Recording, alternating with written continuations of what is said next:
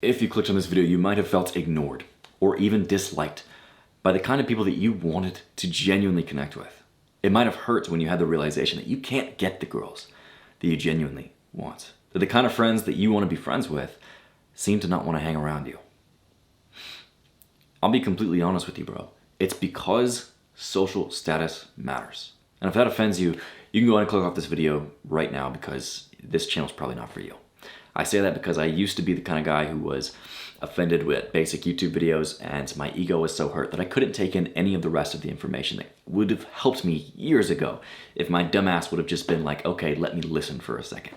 Even if I don't completely agree with this point of view, even if I don't completely see his side of it, I'm at least going to listen. If that's you, if you're on this side of things, I have faith that you're genuinely going to improve your social life very, very quickly after learning this. So, I am going to tell you the exact way to make people want you, and the number one way to increase your social status to make that happen.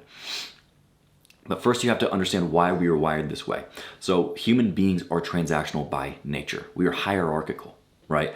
We've evolved to live in tribes. And in these tribes, we place people in a ladder. Some people are higher up the ladder and some people are lower, depending on two things. One is power, two is warmth. So we look at people and put people higher in this social hierarchy that have more power than others, right? Can they change the world around them?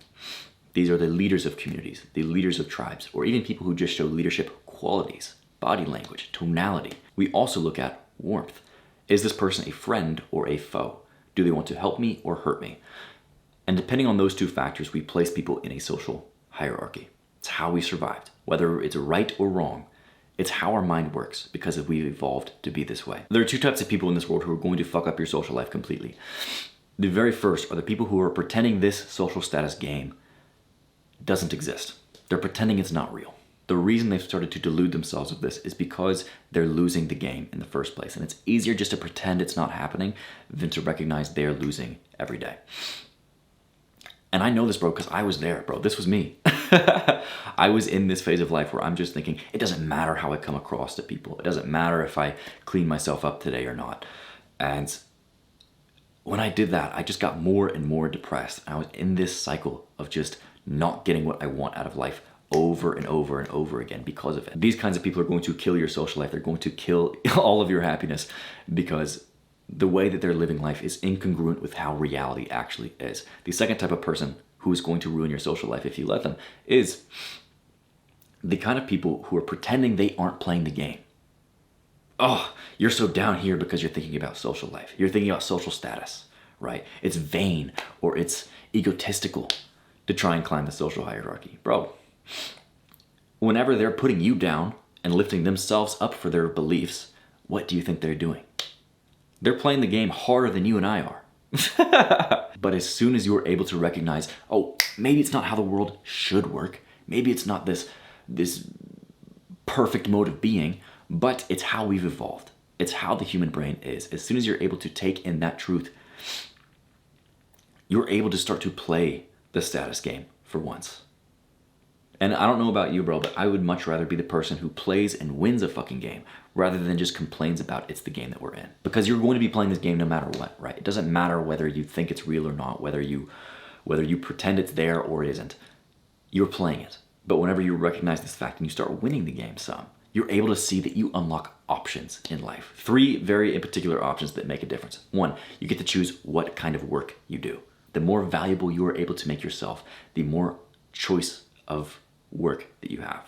More people want you to work for them, with them, or if you're starting your own side hustle, your own business, people are going to want to actually buy from you because you show that you are valuable.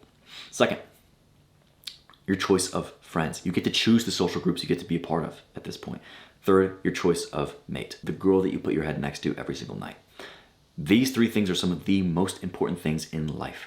And opening your options so that you actually get to choose rather than just staying shackled with the first girl who showed some interest in you and then having a baby and then getting married and, oh man, now you wake up and you're 40 years old and you hate your life.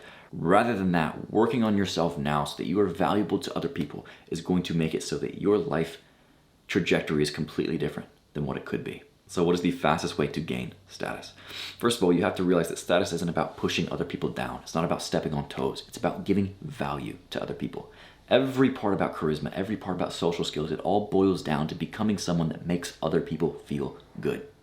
When you make other people feel good enough times, they start to realize, oh, this is a person who makes me feel good over and over again. And they give you this status in the fact that they want to hang around you more. They perceive you as valuable. And of course you can do this by becoming more social, by increasing your charisma. But the very fastest way that you can make this happen is through hosting events. I'm going to assume that you were already pretty well on your way to creating a charismatic lifestyle because you've been following along with the 30-day challenge we're doing. If you don't already know what I'm talking about, go ahead and click this playlist right now because it's going to walk you through the 30-day challenge that you and I are doing of creating our dream social life. So I'm already this far down on the checklist. Next is creating events. And the reason we do this is because not only is it fun as fuck, but you immediately gain social value from the people around you. Other people start to like you more because you are hosting these events. You've taken on the role of someone who's just in their life, someone who occasionally takes from them, to someone who's incredibly giving, who's incredibly kind and helpful. And that is how we play the status game. It's by giving to other people. So what is an event? An event is not just a party. It's not just a kickback, right? Because anyone can throw that shit. An event is an experience, a once-in-a-lifetime thing that if someone misses it, it's gone. And if they decide to use their time to go to it, it is memorable. And the reason that these work so well for building status is because it is the ultimate way of giving to people, of giving an amazing experience that they are never going to forget. And you are providing, you are hosting, you're doing everything you possibly can to make sure that all they have to do is show up. And it doesn't even have to be like a party, bro. You can go out and just plan something that all you and your homies do and just provide everything. Provide every part of it. Give as much as you can to the people who are coming. Over the past 3 years, I've found some guidelines that make events better. The first is have them be themed, have some kind of theme that people can come to, because it's always better to come to a cops and robbers themed party than it is to come to just a kickback. Second, have some kind of a dress code so people know how to show up. Third, have activities planned that you guys are going to do so people don't just get there and are bored. Fourth, create invitations so that you can actually send an invite to people. It looks like a real thing. People are more willing to show up when it looks like it's been planned out. And lastly, you provide everything at this party. Right? You provide the drinks, you provide the food, and keep track of how many people accept your invitations, who says they're coming, and how many maybes you have, and plan to get more food and drinks than you need. And as you're planning this, think through the entire experience they're going to have, from getting the invitation to driving to your place, to what they're actually going to do, what it's going to be like when they enter, how are they going to know when it's time to leave, do they have places to sleep at night if they're going to crash there. You want to think through the entire experience that you are hosting in terms of their eyes. When you do, this is how you make an event that people want to come back to over and over and over again, because you think exactly, what can I give to this person to make them feel good, to make them feel that I care about them, that I like them. And you can do this alone, but it's best to do this with your homies, bro. I'm telling you, last year we had those cheesy ass 2000s tattoos that were like the butterflies, like the tramp stamp looking things, little hearts. I did like a whole sleeve of it. I had a neck tattoo, bro. I was so close to getting a real neck tattoo. That looks sexy as fuck.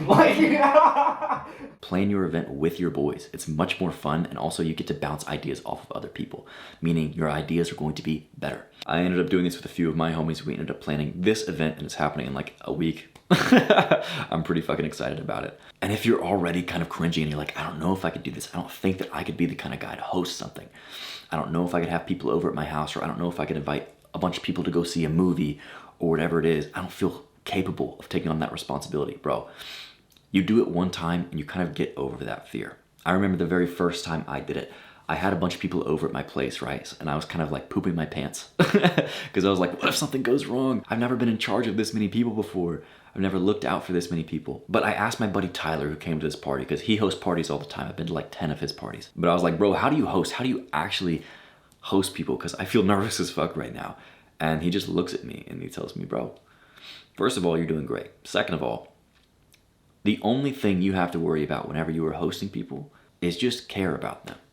Go to every person and say, hey, how are you, dude? What can I grab for you? Go to each person and make sure they're having a good time. If someone looks alone, go introduce them to someone. The only thing you're doing is you're walking around, you're getting to know people, and you're caring for them.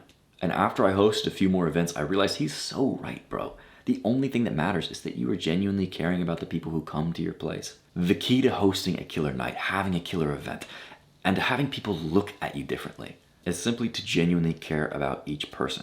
in a masculine way, right? Recognize that each person there is your responsibility. You technically have this quote unquote power over them, but any person that you have power over, whether you're in a position of responsibility or leadership, you have to see it as it's your job to take care of them. You aren't better than them, you aren't different from them because you were the host. You were just leading in a caring way. Make sure that people have a fun time. Make sure that people are letting loose, but also make sure that everyone is safe. What we are doing whenever we are hosting these events and giving people this value is we're playing on the law of reciprocity. This social researcher, Robert Cialdini, came up with 7 keys to influence. The very first one is the law of reciprocity, meaning when you do things for other people are grateful for that. They feel this need to do things for you too. Human beings have give and take relationships with each other, and it's why we work so well together. It's why we formed tribes in the first place, why we fucking dominated the globe. It's because we work together well. And a lot of it has to do with the fact that whenever we give to someone, we want to give back to them. We feel this almost need to give back to them. So whenever you are giving a lot to other people, you're going to notice other people are thankful.